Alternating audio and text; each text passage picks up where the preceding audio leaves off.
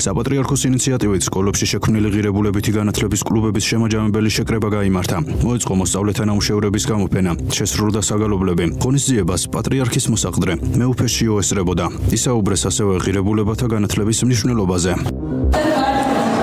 დღეს ერთგვარი შემაჯამებელი ღონისძიება არის, სადაც ჩვენ ვნახავთ სხვადასხვა ღირებულებების გარშემო ამ სკოლებში, ამ კლუბებში ბავშვების მიერ შესრულებულ სხვადასხვა აქტივობებს. ვფიქრობთ, რომ ნებისმიერი დისციპლინა, რასაც არ უნდა ვასწავლოთ სკოლაში, ყველა შემთხვევაში დაფუძნებული უნდა იყოს პასეულობების რაღაცა განსაზღვრულ ბლოკზე და ღირებულებებზე, რომლის გარშემოც უნდა იზრდებოდეს ახალგაზრდა. გილოცავთ კვირაცხოვლობას და მადლობთ ღმერთს, რომ ღირებულებითი განათლება დღეს სკოლებში უკვე იკრებს ძალას და ის ფასეულობები და ღირებულებები, რომელსაც ეკლესია გზავნილად ატარებს, სკოლებშიც გაჟღერდა და საკმაოდ დიდი გამოხმაურება აქვს. ღირებულებითი კლასის განათლება არის და ჩვენ ვისწავლეთ ისეთმა ადამიანებმა გალობა, რომელსაც სიმღერასთან არავითარი შეხება არ ჰქონია და